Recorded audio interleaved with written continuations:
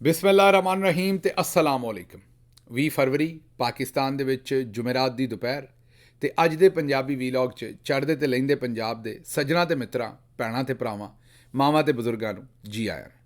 ਅੱਜ ਦੀ ਜਿਹੜੀ ਸਭ ਤੋਂ ਪਹਿਲੀ ਖਬਰ ਜਿੱਤੇ ਚਾਨਣ ਪਾਉਣਾ ਉਹ ਖਬਰ ਲਾਹੌਰ ਹਾਈ ਕੋਰਟ ਤੋਂ ਹੈ, ਲੇਕਿਨ ਨਾਲ ਅਸੀਂ ਤੁਹਾਨੂੰ ਸ਼ੌਂਕੇ ਪਕੌੜਿਆਂ ਵਾਲੇ ਦੀ ਵੀ ਗੱਲ ਦੱਸਣੀ ਹੈ ਤੇ ਚਾਚੀ ਕ੍ਰਿਕਟ ਜਿਹੜੀ ਹੈ ਉਹ ਵੀ, ਚਾਚਾ ਕ੍ਰਿਕਟ ਤਾਂ ਸੁਣਿਆ ਸੀ, ਇੱਕ ਚਾਚੀ ਕ੍ਰਿਕਟ ਵੀ ਮਾਰਕੀਟ 'ਚ ਆਈ ਹੈ ਤੇ ਉਹਨੇ ਵੀ ਕੰਮ ਬਹੁਤ ਹੀ ਤੱਤਾ ਕਰ ਦਿੱਤਾ, ਉਹਦੇ 'ਤੇ ਵੀ ਗੱਲ ਕਰਾਂਗੇ ਤੇ ਹੋਰ ਵੀ ਕੋਈ ਬੜੀਆਂ ਇੰਟਰਸਟਿੰਗ ਖਬਰਾਂ ਨੇ। ਲੇਕਿਨ ਪਹਿਲਾਂ ਜ਼ਰਾ ਲਾਹੌਰ ਹਾਈ ਕੋਰਟ ਦੇ 2 ਰੁਕਨੀ ਬੈਂਚ ਜਿਹੜਾ ਜਸਟਿਸ ਚੌਧਰੀ ਇਕਬਾਲ, ਹਾਂਜੀ ਚੌਧਰੀ ਕੋਈ ਚੰਗਾ ਤਗੜਾ ਚੌਧਰੀ ਹੈ ਬਈ, ਜਸਟਿਸ ਚੌਧਰੀ ਇਕਬਾਲ ਤੇ ਜਸਟਿਸ ਅਹਿਮਦ ਨਦੀਮ ਅਰਸ਼ਦ, ਉਹਨਾਂ ਨੇ ਇੱਕ ਬੜਾ ਵੱਡਾ ਕੰਮ ਕੀਤਾ। 21 ਤੋਪਾਂ ਦੀ ਸਲਾਮੀ ਦੇਣੀ ਚਾਹੀਦੀ ਤੇ ਉਹਨਾਂ ਜੱਜ ਸਾਹਿਬਾਨ ਨੂੰ, ਤੇ ਮੇਰਾ ਖਿਆਲ ਹੈ ਅਫਗਾਨ ਦੂਰ ਤੱਕ ਸਲਾਮੀ ਚਲੀ ਜਾਏ ਤੋਪ ਦੇ ਉੱਤੇ ਵੀ ਪਾ ਦੇਣਾ ਚਾਹੀਦਾ, ਅੱਗੇ ਨਹੀਂ ਪਾਉਣਾ ਚਾਹੀਦਾ, ਅੱਗੇ ਤੇ ਗੋਲਾ ਹੁੰਦਾ ਨਾ ਫਿਰ ਉੱਡ ਜਾਣਗੇ।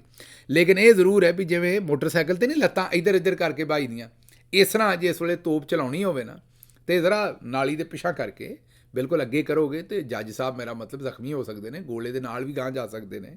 ਇਸ ਲਈ ਜ਼ਖਮੀ ਕਰਨਾ ਤੇ ਜੱਜ ਸਾਹਿਬ ਨੂੰ ਮਕਸਦ ਨਹੀਂ ਨਾ, ਸਿਰਫ ਉਹਦੀ ਧਮਕ ਔਰ ਉਹ ਵੀ ਲਾਗੋਂ ਦੀ ਲੱਤਾਂ ਦੇ ਵਿੱਚੋਂ ਦੀ ਲਾਗੋਂ ਦੀ ਲੰਘ ਕੇ ਸੁਣੇ ਗੋਲੇ ਦੀ ਧਮਕ, ਜ਼ਰਾ ਸਮਝ ਆਵੇ ਜੱਜ ਸਾਹਿਬ ਨੂੰ ਵੀ ਕਿਹੋ ਜਿਹੇ ਫੈਸਲੇ ਕਰਨ ਡਏ। ਅਤੇ ਜਿਹੜੀ ਤੋਪ ਹੈ ਉਹਦੇ ਉੱਤੇ ਪਾਉਣਾ ਚਾਹੀਦਾ ਸਿਰਫ, ਉਹ ਵੀ ਪਿਛਲੇ ਪਾਸੇ, ਬਹੁਤੀ ਗਰਮੈਸ਼ ਵੀ ਨਾ ਹੋਵੇ ਕਿਤੇ ਲੱਤਾਂ ਲੁੱਤਾਂ ਨਾ ਸੜ ਜਾਣ। ਅਤੇ ਬਹਰਹਾਲ ਜਿਹੜਾ ਉਹਨਾਂ ਫੈਸਲਾ ਕੀਤਾ ਉਹਦੇ 'ਚ ਤੇ ਜਸਟਿਸ ਚੌਧਰੀ ਇਕਬਾਲ ਅਤੇ ਜਸਟਿਸ ਅਹਿਮਦ ਨਦੀਮ ਅਰਸ਼ਦ ਸਾਹਿਬ ਨੂੰ ਜਿਵੇਂ ਮੋਟਰਸਾਈਕਲ 'ਤੇ ਅੱਗੇ ਪਿੱਛੇ ਲੱਤਾਂ ਉੱਧਰ ਉੱਧਰ ਕਰਕੇ ਭਾਈ ਦੀਆਂ ਤੋਪ 'ਤੇ ਪਾਉਣਾ ਚਾਹੀਦਾ ਅਤੇ ਫਿਰ ਗੋਲਾ ਚਲਾਉਣਾ ਚਾਹੀਦਾ, ਉਹ ਵੀ 21 ਪੂਰੇ, ਤਾਂ ਕਿ ਧਮਕ ਜਿਹੜੀ ਹੈ ਨਾ ਉਹ ਉਹਨਾਂ ਦੀਆਂ ਲੱਤਾਂ ਦੇ ਵਿੱਚੋਂ ਦੀ ਹੁੰਦੀ ਹੋਈ ਜਾਵੇ, ਉਹਨਾਂ ਨੂੰ ਪਤਾ ਲੱਗੇ ਵੀ ਕਿੱਡਾ ਤਗੜਾ ਫੈਸਲਾ ਕੀਤਾ। ਤੁਹਾਨੂੰ ਫੈਸਲਾ ਕੀ ਕੀਤਾ ਉਹ ਤੁਹਾਨੂੰ ਦੱਸ ਦਿੰਦੇ। ਤੁਹਾਨੂੰ ਚੇਤਾ ਹੋਏਗਾ ਕਿ ਅਸੀਂ ਤੁਹਾਨੂੰ ਅੱਜ ਤੋਂ ਚੰਦ ਮਹੀਨੇ ਪਹਿਲੇ ਇਹ ਖਬਰ ਦਿੱਤੀ ਸੀ, ਅਸੀਂ ਕੀ ਪੂਰੇ ਮੀਡੀਆ ਨੇ ਦਿੱਤੀ ਸੀ, ਕਿ ਜਿਹੜੇ ਚੇਅਰਮੈਨ ਨਾਦਰਾ ਲੈਫਟੀਨੈਂਟ ਜਨਰਲ ਮੁਨੀਰ ਅਫਸਰ, ਹਾਂਜੀ ਚੇਅਰਮੈਨ ਨਾਦਰਾ ਲੈਫਟੀਨੈਂਟ ਜਨਰਲ ਮੁਨੀਰ ਅਫਸਰ, ਉਹਨਾਂ ਨੂੰ ਲਾਹੌਰ ਹਾਈ ਕੋਰਟ ਨੇ ਉਹਨਾਂ ਦੇ ਅਹੁਦੇ ਤੋਂ ਹਟਾ ਦਿੱਤਾ ਸੀ ਅਤੇ ਆਖਿਆ ਸੀ ਵੀ ਇਹਨਾਂ ਦੀ ਜਿਹੜੀ ਅਪੁਆਇੰਟਮੈਂਟ ਹੈ ਉਹ ਗੈਰ ਕਾਨੂੰਨੀ ਅਪੁਆਇੰਟਮੈਂਟ ਜਿਹੜੀ ਹੈ ਉਹ ਸਿੱਧੇ ਤਰੀਕੇ ਨਾਲ ਨਹੀਂ ਹੋਈ ਅਤੇ ਇਹਨਾਂ ਨੂੰ ਇਹਨਾਂ ਦੇ ਅਹੁਦੇ ਤੋਂ ਹਟਾ ਦਿੱਤਾ ਗਿਆ। ਹੁਣ ਜਨਾਬ ਇਹ ਜਿਹੜੇ ਚੌਧਰੀ ਇਕਬਾਲ ਅਤੇ ਜਸਟਿਸ ਅਹਿਮਦ ਨਦੀਮ ਅਰਸ਼ਦ ਸਾਹਿਬ ਨੇ, ਇਹਨਾਂ ਆਖਿਆ ਜੀ ਕਿ ਐਵੇਂ ਕਾਜ਼ੀ ਸਾਹਿਬ ਅਤੇ ਦੂਜੇ ਜਿਹੜੇ ਆਪਣਾ ਨਾਂ ਰੌਸ਼ਨ ਕਰ ਗਏ ਨੇ, ਅਸੀਂ ਵੀ ਆਪਣਾ ਨਾਂ ਰੌਸ਼ਨ ਕਰਨਾ। ਬੰਦਿਆਂ ਇਹਨਾਂ ਨੂੰ ਬੜਾ ਡੱਕਿਆ ਵੀ ਨਾ ਕਰੋ ਯਾਰ, ਤੁਸੀਂ ਹਿਸਟਰੀ ਦੇ ਵਿੱਚ ਐਵੇਂ ਭੈੜੇ ਤਰੀਕੇ ਨਾਲ ਤੁਹਾਡਾ ਨਾਂ ਲਿਖਿਆ ਜਾਏਗਾ। ਇਹਨਾਂ ਕਿਹਾ ਛੱਡ ਦਿਓ, ਸਾਨੂੰ ਹੋ ਹੀ ਨਹੀਂ ਸਕਦਾ, ਕੱਲੇ ਕਾਜ਼ੀ ਸਾਹਿਬ, ਕੱਲੇ ਜਸਟਿਸ ਆਮਿਰ ਫਾਰੂਕ ਸਾਹਿਬ, ਕੱਲੇ ਜਸਟਿਸ ਅਮੀਨਉਦੀਨ ਸਾਹਿਬ, ਕੱਲੇ ਜਸਟਿਸ ਮੰਦੋਖੇਲ ਸਾਹਿਬ, ਉਹੀ ਨਾਂ ਰੌਸ਼ਨ ਕਰ ਜਾਣਗੇ, ਅਸੀਂ ਵੀ ਕਰਨਾ। ਦੋਵਾਂ ਨੇ ਭਾਈ ਜੀ ਮੇਰਾ ਮਤਲਬ ਬੰਬੇ ਬੁਲਾਤੇ ਨੇ।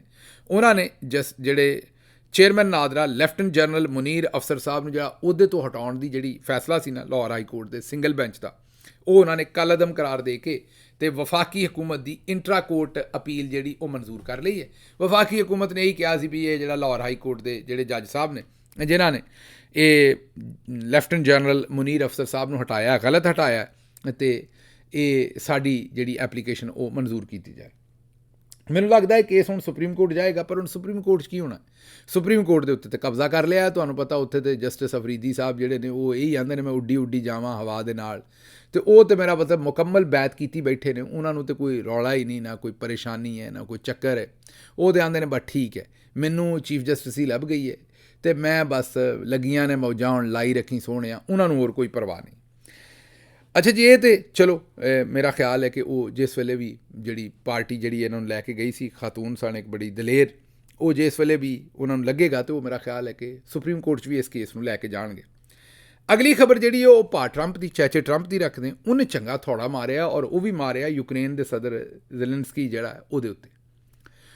ਜਿਹੜਾ ਯੂਕਰੇਨ ਦਾ ਸਦਰ ਹੈ ਉਹ ਚਾਹੁੰਦਾ ਹੈ ਵੀ ਜੰਗ ਜਿਹੜੀ ਉਹ ਚਲਦੀ ਚੁਲਦੀ ਰਹੇ ਯੂਕਰੇਨ ਵਾਲੀ ਰੂਸ ਦੇ ਨਾਲ, ਸਦਰ ਟਰੰਪ ਚਾਹੁੰਦਾ ਵੀ ਜੰਗ ਰੁਕ ਜਾਏ।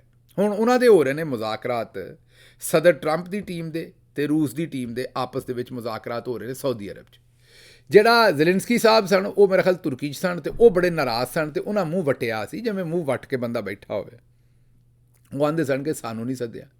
ਅੱਛਾ, ਯੂਰਪ ਵਾਲਿਆਂ ਨੇ ਵੀ ਮੂੰਹ ਵੱਟਿਆ ਸੀ ਅਤੇ ਉਹ ਜ਼ੈਲੈਂਸਕੀ ਸਾਹਿਬ ਨੇ ਕਿਤੇ ਕੋਈ ਬਿਆਨ ਦੇ ਚੜਿਆ ਅਤੇ ਫਿਰ ਟਰੰਪ ਨੇ ਉਹਨਾਂ ਦੇ ਉੱਤੇ ਭਾਰੀ ਇਸਤਰੀ ਫੇਰੀ ਹੈ। ਅੱਛਾ, ਹੁਣ ਤੁਸੀਂ ਆਖੋਗੇ ਭਾਰੀ ਇਸਤਰੀ ਕਿਹੜੀ ਹੁੰਦੀ ਹੈ? ਇੱਕ ਤਾਂ ਇਸਤਰੀ ਘਰਾਂ 'ਚ ਹੁੰਦੀ ਹੈ ਨਾ, ਅਤੇ ਇੱਕ ਇਸਤਰੀ ਧੋਬੀ ਕੋਲ ਹੁੰਦੀ ਹੈ, ਉਹ ਚੰਗੀ ਵਜ਼ਨੀ ਹੁੰਦੀ ਹੈ, ਕਾਟਨ ਦੇ ਕੱਪੜਿਆਂ ਵਾਸਤੇ ਇਸਤੇਮਾਲ ਹੁੰਦੀ, ਜਿੱਥੋਂ ਇੱਕ ਵਾਰੀ ਲੰਘ ਜਾਂਦੀ ਹੈ ਉੱਥੇ ਫਿਰ ਜਿਹੜੀ ਜੁੜੀ ਕੋਈ ਤੈਅ ਸ਼ੈ ਹੁੰਦੀ ਹੈ, ਵੱਟ ਸ਼ੱਟ ਹੁੰਦਾ, ਉਹ ਕੱਢ ਦਿੰਦੀ ਹੈ।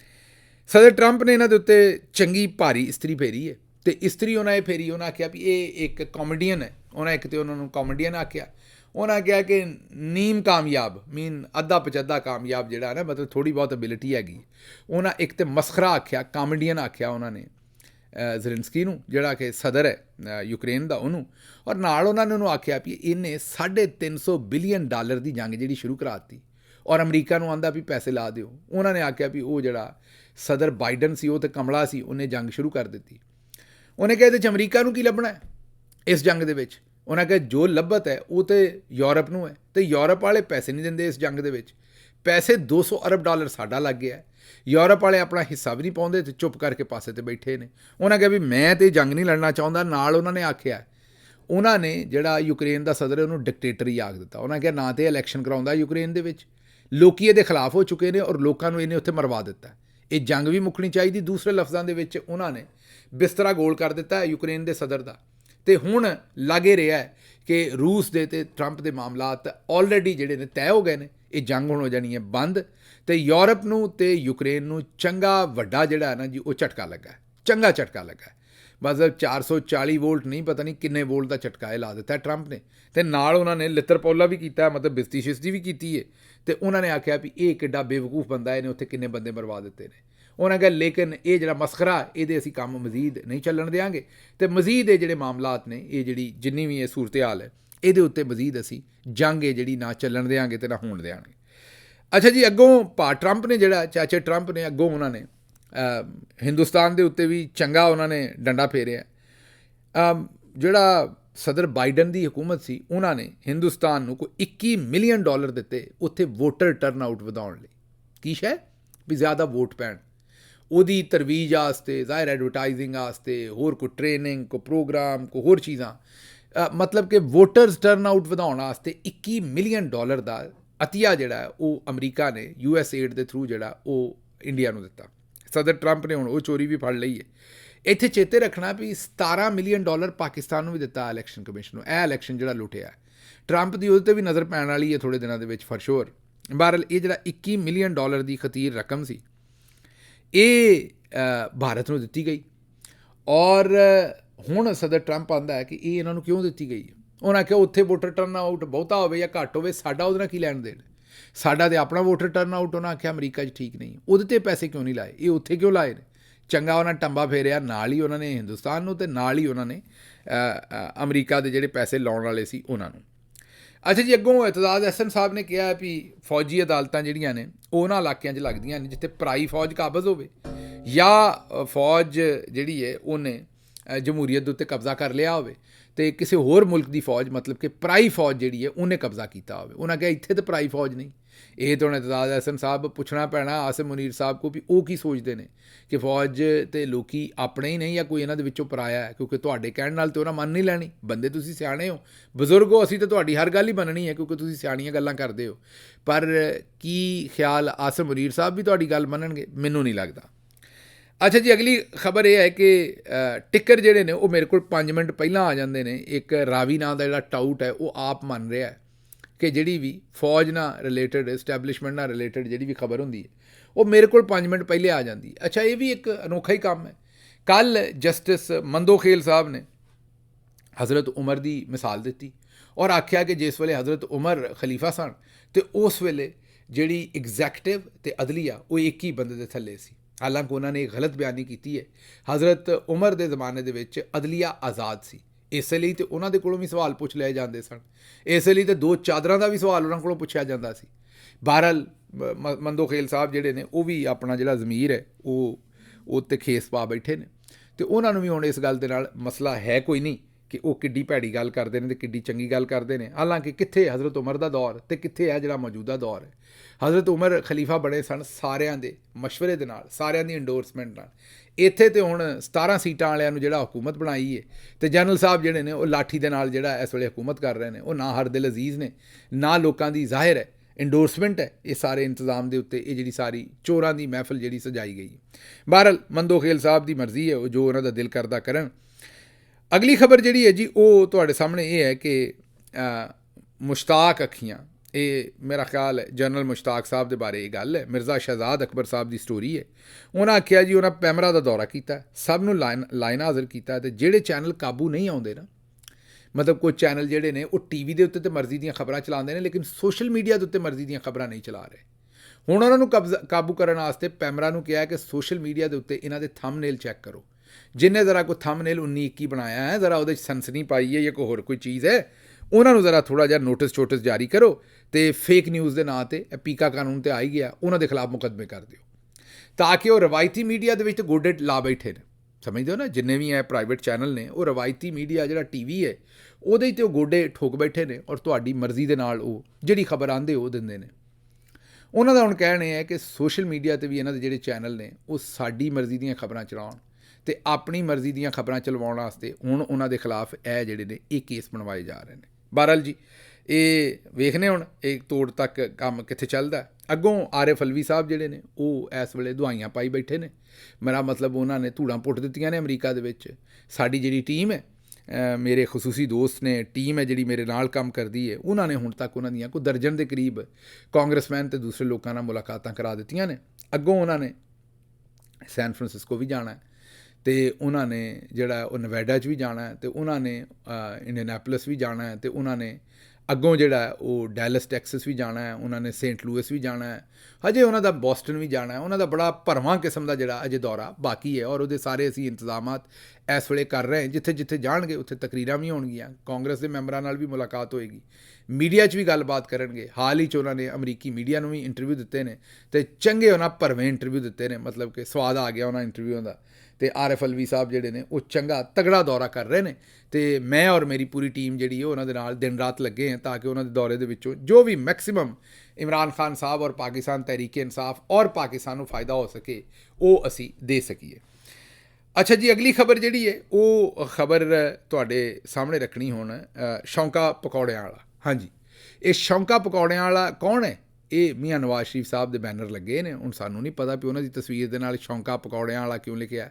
ਇਹ ਹੁੰਦਾ ਤੇ ਸ਼ੌਕਤ ਤੋਂ ਸ਼ੌਕਾ ਹੈ, ਲੇਕਿਨ ਪੰਜਾਬੀ 'ਚ ਸ਼ੌਂਕਾ ਆਖ ਦਿੰਦੇ ਨੇ ਅਤੇ ਲਿਖਿਆ ਸ਼ੌਕਾ ਹੀ ਹੁੰਦਾ, ਪਰ ਪੜ੍ਹੀ ਦਾ ਉਹਨੂੰ ਅਸੀਂ ਸ਼ੌਂਕਾ ਹੈ। ਜਿਵੇਂ ਚੌਕ ਲਿਖਿਆ ਹੁੰਦਾ ਅਤੇ ਅਸੀਂ ਉਹਨੂੰ ਚੌਂਕ ਪੜ੍ਹਦੇ।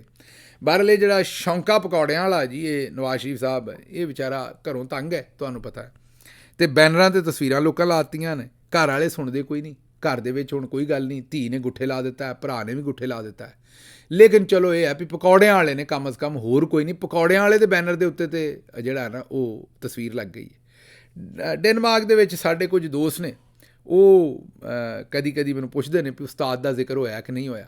ਉਹਨਾਂ ਵਾਸਤੇ ਮੈਂ ਇਹੀ ਦੱਸਾਂਗਾ ਵੀ ਉਸਤਾਦ ਉਹਨਾਂ ਦਾ ਜ਼ਿਕਰ ਹੋਇਆ ਹੈ, ਮਤਲਬ ਨਵਾਜ਼ ਸ਼ਰੀਫ ਸਾਹਿਬ ਦਾ ਉਸਤਾਦ ਉਹਨਾਂ ਦਾ ਜ਼ਿਕਰ ਹੋਇਆ। ਅਤੇ ਉਹਨਾਂ ਆਖਿਆ ਵੀ ਚੱਲ ਉਸਤਾਦ ਤੇਰੀ ਤਸਵੀਰ ਜਿਹੜੀ ਹੈ ਉਹ ਸ਼ੌਂਕੇ ਪਕੌੜਿਆਂ ਵਾਲੇ ਦੇ ਬੈਨਰ 'ਤੇ ਲਾ ਦਿੰਦੇ। ਅਤੇ ਉਹਨਾਂ ਨੇ ਜਨਾਬ ਤਸਵੀਰ ਕੀਤੀ ਹੈ ਅੰਦਰ, ਮਤਲਬ ਕਿ ਵੈਸੇ ਤਾਂ ਨਵਾਜ਼ ਸ਼ਰੀਫ ਸਾਹਿਬ ਨੂੰ ਸਾਰੇ ਸਿਸਟਮ ਤੋਂ ਵੀ ਬਾਹਰ ਕੱਢਿਆ ਹੈ ਨਾ, ਮਤਲਬ ਨਾ ਹਕੂਮਤ ਦੇ ਵਿੱਚ ਨੇ, ਨਾ ਉਹਨਾਂ ਨੂੰ ਬਿਆਨ ਦੇਣ ਦਿੰਦੇ ਨੇ, ਨਾ ਪ੍ਰੈਸ ਕਾਨਫਰੰਸ ਜਾਣ ਦਿੰਦੇ ਨੇ। ਅਤੇ ਉਹਨਾਂ ਆਖਿਆ ਵੀ ਚਲੋ ਇਹ ਸ਼ੌਂਕੇ ਪਕੌੜਿਆਂ ਵਾਲਿਆਂ ਦੀ ਦੁਕਾਨ ਹੈ। ਉਹਨਾਂ ਕਿਹਾ ਚੱਲ ਉਸਤਾਦ ਅੰਦਰ, ਮਤਲਬ ਕਿ ਉਸਤਾਦ ਤੇਰੀ ਬੈਨਰ ਦੇ ਉੱਤੇ ਤਸਵੀਰ ਲਵਾ ਦੇਣੇ। ਉਹਨਾਂ ਬੈਨਰ ਦੀ ਤਸਵੀਰ ਦੇ ਵਿੱਚ ਉਸਤਾਦ ਨੂੰ ਅੰਦਰ ਕਰ ਦਿੱਤਾ ਅਤੇ ਉਹਨਾਂ ਕਿਹਾ ਚੱਲ ਉਸਤਾਦ ਅੰਦਰ, ਕਮ ਅਜ਼ ਕਮ ਇੱਥੋਂ ਤੈਨੂੰ ਬਾਹਰ ਨਹੀਂ ਕੱਢਾਂਗੇ।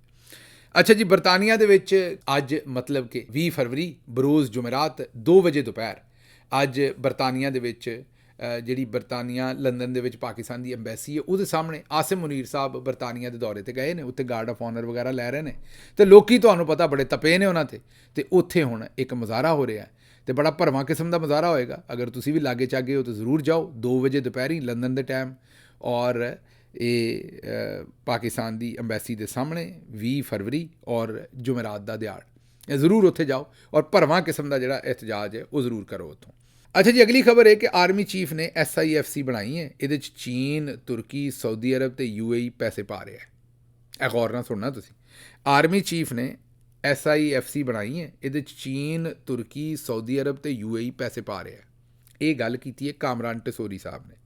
ਅੱਛਾ, ਹੁਣ ਅਸੀਂ ਬੜੇ ਪਰੇਸ਼ਾਨ ਹੈ ਕਿਉਂਕਿ ਅਸੀਂ SIFC ਦੇ ਬਾਰੇ ਪਤਾ ਕੀਤਾ। ਪਹਿਲਾਂ ਆਰਮੀ ਚੀਫ ਨੇ ਦੱਸਿਆ ਸੀ ਵੀ ਉਹਦੇ 'ਚ $100 ਅਰਬ ਆਉਣਾ ਹੈ, 25 ਅਰਬ ਸਾਊਦੀ ਅਰਬ, 25 ਅਰਬ UAE, 25 ਅਰਬ ਕੁਵੈਤ ਔਰ 25 ਅਰਬ ਕਤਰ। ਹੁਣ ਅਸੀਂ ਚੈੱਕ ਕੀਤਾ ਤਾਂ ਉਹਦੇ 'ਚ $1 ਵੀ ਨਹੀਂ ਹੈ। ਇਹ ਆਉਂਦੇ ਨੇ ਵੀ ਉਹਦੇ ਵਿੱਚ ਚੀਨ, ਤੁਰਕੀ, ਸਾਊਦੀ ਅਰਬ ਅਤੇ UAE ਨੇ ਪੈਸੇ ਪਾਤੇ ਨੇ। ਇਹਨਾਂ ਨੇ ਚੀਨ ਔਰ ਤੁਰਕੀ ਵੀ ਸ਼ਾਮਿਲ ਕਰਤਾ। ਹੁਣ ਉਹਦੇ 'ਚ ਤਾਂ ਪੈਸੇ ਕੋਈ ਨਹੀਂ। ਇਹ ਵੇਖਿਓ ਕਿਤੇ ਥੱਲੇ ਮੋਰੀ ਤਾਂ ਨਹੀਂ ਹੈ SIFC ਦੇ। ਆਹੋ, ਚੈੱਕ ਕਰ ਲੈਣਾ ਚਾਹੀਦਾ। ਇਹ ਨਾ ਹੋਵੇ ਉੱਤੋਂ ਪਾਣੀ ਪਾਈ ਜਾਓ, ਪਾਣੀ ਕਹਿ ਦਿੱਤਾ ਪੈਸੇ ਪਾਈ ਜਾਓ, ਇਨਵੈਸਟਮੈਂਟ ਥੱਲੇੋਂ ਮੋਰੀ 'ਚੋਂ ਸਾਰੇ ਪੈਸੇ ਚੋ ਜਾਣ। ਇਹ ਕਿਤੇ SIFC ਚੋਤ ਨਹੀਂ ਗਈ? ਮੇਰਾ ਮਤਲਬ ਥੱਲੇ ਇਹਦਾ ਥੱਲਾ ਜਿਹੜਾ ਉਹਦੇ 'ਚ ਮੋਰੀ ਤਾਂ ਨਹੀਂ ਕਿਤੇ? ਇੱਕ ਪੈਂਚਰ ਪੁੰਚਰ ਲਵਾ ਲਓ ਜੀ, ਉੱਥੇ ਲੀਕੇਜ ਹੈ ਕੋਈ, ਤੁਹਾਡੀ ਮਿਹਰਬਾਨੀ ਹੈ। ਮਤਲਬ ਇਹ ਤਾਂ ਗੱਲ ਠੀਕ ਨਹੀਂ ਨਾ ਵੀ SIFC ਦੇ ਵਿੱਚ ਤੁਰਕੀ ਵੀ ਪੈਸੇ ਪਾਈ ਜਾ ਰਿਹਾ, ਚਾਈਨਾ ਵੀ, UAE ਵੀ, ਸਾਊਦੀ ਅਰਬ ਵੀ, ਚਲੋ ਕਤਰ ਦਾ ਅਤੇ ਕੁਵੈਤ ਦਾ ਹੁਣ ਤੁਸੀਂ ਨਾਂ ਨਹੀਂ ਲੈਂਦੇ, ਲੇਕਿਨ ਚਲੋ ਕੋਈ ਆਨਾ ਧੇਲਾ ਉਹਨਾਂ ਵੀ ਪਾਇਆ ਹੀ ਹੋਏਗਾ। ਮਤਲਬ ਉਹ ਸਾਰੇ ਪੈਸੇ ਪਾ ਕੇ ਹੰਭ ਗਏ ਨੇ, ਅਤੇ SIFC ਨੂੰ ਵੇਖਣੇ ਤੋਂ ਸਾਰੀ ਖਾਲੀ ਪਈ ਹੈ, ਉਹਦੇ ਵਿੱਚ ਇੱਕ ਟਕਾ ਨਹੀਂ, ਅਤੇ ਕਿਤੇ ਥੱਲੇ ਮੋਰੀ ਤਾਂ ਨਹੀਂ ਹੋ ਰਹੀ ਇਹਦੇ ਵਿੱਚ? ਇਹ ਜ਼ਰਾ ਵੇਖ ਲਓ। ਅਤੇ ਮੈਨੂੰ ਇੱਥੋਂ ਦਿਓ ਹੁਣ ਇਜਾਜ਼ਤ, ਅਤੇ ਰੱਬ ਰੱਖ।